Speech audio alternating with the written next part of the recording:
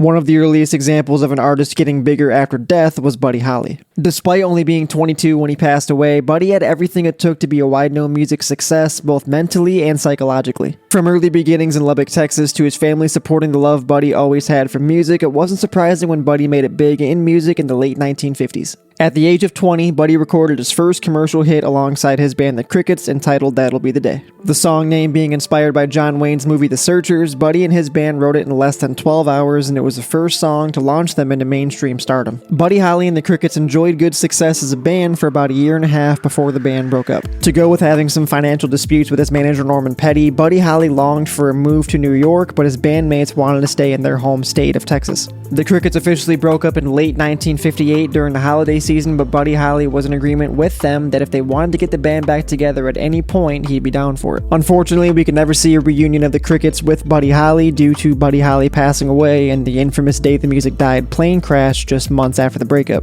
And just like that, one of the sharpest music minds and visionaries music has ever seen was gone at the age of 22. Somebody who wrote his own stuff, sang his own stuff, played his own stuff, and was dabbling more into the business side of music was gone before you could ever truly get started. You'll hear several artists with time develop interest in the business side, like publishing rights, catalog work, perhaps creating a label, but Buddy had all this fresh in his mind in his 20s, all while being totally original when it came to his music. If you were to tell Buddy Holly what his legacy would become and how influential he would be to so many musicians after he passed away, I'm not sure he would have believed you. Buddy Holly is one of the key influences, if not the key influence, for the Beatles and especially Paul McCartney. Paul loved Buddy Holly so much so that at one point Paul owned the publishing rights to Buddy Holly's music, helped create Buddy Holly Week in England, helped produce the Real Buddy Holly Story documentary that came out in 1986. Paul McCartney is probably Buddy Holly's biggest fan, if not one of them. The Rolling Stones had equal admiration for Buddy Holly, and one of the earliest hits for the Rolling Stones was a 1964 cover of one of Buddy's biggest hits, Not Fade Away. Bob Dylan remains one of Buddy's biggest fans and actually saw him live in Minnesota in 1959, just days before Buddy Holly was killed. From being a part of the very first Rock and Roll Hall of Fame class to being a key inspiration for the biggest band to ever live, it's a fair assessment to say Buddy Holly very much became bigger after death. One of the biggest rappers of all time, you could also say got bigger after death, this being Tupac Shakur. Perhaps the face of the 90s rap scene, Tupac is regarded as one of the biggest rappers ever for a reason. Representing truth, struggle, rebellion, and humanity all at one time, you'd be hard-pressed to find a rapper that represented authenticity more than Tupac. Tupac had to work to become big, and he was doing so in the early 90s with albums like Tupacalypse Now. Tupac was looked at as one of the biggest rising stars in rap until 1995 when he became one of the biggest rappers alive. Me Against the World dropped in 1995 and it hit #1 while Tupac was in prison, making his story even bigger. This was just the beginning for Tupac, and he followed this with All Eyes on Me in 1996 with all-time hits like California Love and Ambitions as a Rider. By the summer of 1996, Tupac was one of, if not the biggest rapper on the planet. To go with a wildly successful rap career, Tupac had a great career in movies that was only going to get bigger as well. Significant roles in Juice, Poetic Justice, Above the Rim, and more showed the world that Tupac could be more than just an actor, but an actual player in the acting field as well. Unfortunately for Tupac, this would all come to an end seemingly as it was beginning. September 7th, 1996, in Las Vegas, Tupac was involved in a drive-by shooting not long after the Mike Tyson-Bruce Seldon boxing match at the MGM Grand in Las Vegas. Earlier that evening, Tupac was captured on surveillance video in the lobby of the MGM Grand initiating a fight with Southside Compton Crip Orlando Anderson. Later that evening, Suge Knight was driving a BMW with Tupac in the passenger seat when a white Cadillac pulled up next to them and opened fire.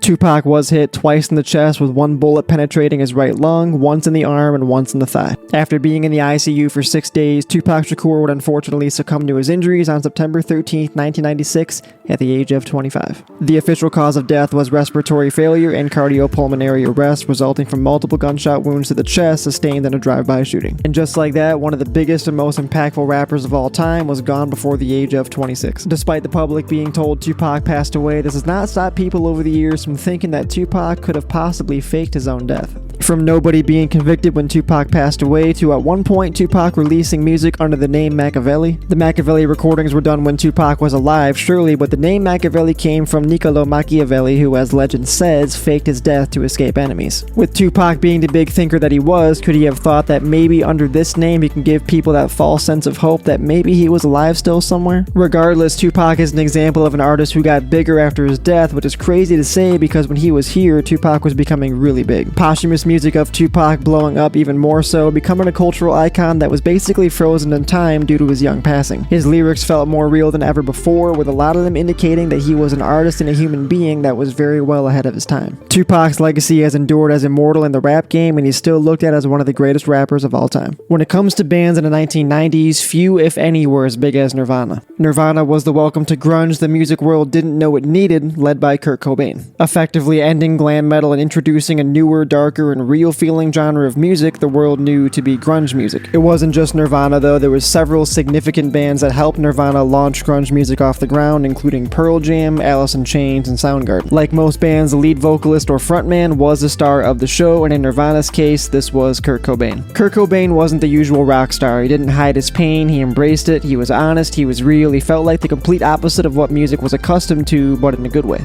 Kurt Cobain was very much enigmatic. His songwriting was simple but genius, and he spoke for a generation at a time in which they didn't know they actually needed it. Much like Tupac Shakur and Buddy Holly, Kurt Cobain was authentic, and in the realm of music, it's very hard to come by no matter how long they live on for. Nirvana exploded with Smells Like Teen Spirit that came out in 1991 that took the band from underground to global superstars. Smells Like Teen Spirit is oftentimes looked at as the defining song of the 1990s, which set the blaze for the next few years to be the prime of Nirvana until 1994. One of the most impressive things about Nirvana was that most bands take a while to get to their peak, but in Nirvana's case it took them merely 2 to 3 years to become wide known in the industry and one of the biggest bands on earth. Unfortunately for Nirvana, their run was cut incredibly short as Kurt Cobain was found deceased at his home in Seattle on April 8, 1994 at the age of 27. With the death of Kurt Cobain at the age of 27 years old, as you would expect, Nirvana did not take long to break up after that. We've seen and heard over the years, and even recently, there's more questions than answers when it comes to Kurt Cobain's death. But nothing that was said or done can possibly change the unfortunate outcome. Kurt Cobain was gone way too soon. Posthumously, you could argue Kurt Cobain's blow-up and his legacy got even bigger after his young passing. The beginning of the blow-up posthumously came with the MTV release of MTV Unplugged in New York, which became one of Nirvana's most beloved releases. As you would expect, the sales for Nirvana, just anything material-wise, would go up big time after Kurt's passing and Nirvana breaking up as a band. Kurt Cobain went from being viewed as a global superstar to almost a mythic figure after his passing. As time has went on, Kurt Cobain has become the face of the genre known as grunge music. Kurt Cobain's growth was about influence, cultural impact, and unbeknownst to him, becoming a legend.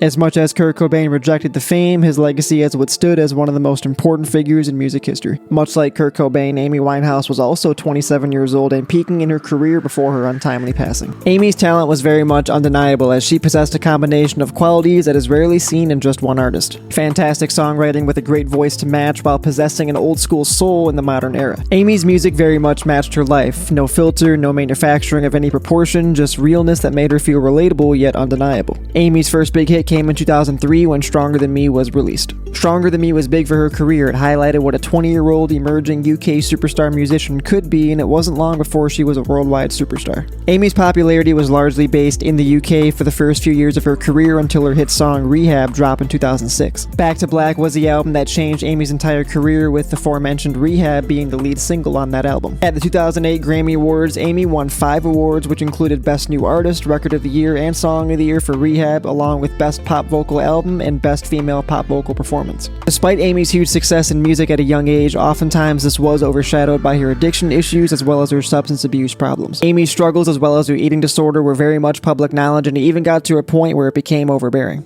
Due to Amy being a big star, she could never have any sort of privacy and was countlessly hounded by paparazzi. This was also at a time where tabloid culture was at its very peak, and tabloid culture always painted Amy to be a wreck in both her career and her life. The consistent limelight of Amy Winehouse and her being a household name while she was alive only lasted for about 5 years. On July 23, 2011, in London, England, Amy Winehouse was found deceased in her bed by her bodyguard. The official cause of death for Amy Winehouse was alcohol poisoning, as her BAC level was more than 5 times the legal drink and drive limit. What's even more heartbreaking about Amy Winehouse's death was it sounded like she had stayed away from drugs for a few years, according to her dad. Amy overdoing the drinking she had done, compounded by the abstinence of avoiding drugs, made her tolerance much lower and alcohol more deadly. Not long after Amy's passing, she became the record holder for most songs by a woman to simultaneously appear on the UK singles chart. The posthumous legacy for Amy Winehouse was massive, but not in the way of certain artists. Amy's was more so influence and catalog success rather than just mainstream dominance. Back to Black got even bigger after her death, and it became one of the best-selling albums of the 21st century. The documentary of Amy was important in preserving her legacy, as well as streaming platforms taking off and introducing Amy to newer audiences. Being a big influence to fellow music greats like Adele and Lana Del Rey surely helped Amy's legacy as well. The cultural impact Amy had ultimately is what made her bigger after death, despite her already being a big star before she passed away. Amy's legacy is that of a timeless icon who accomplished a lot in her short career and someone whose legacy felt infinitely more appreciated after her young passing.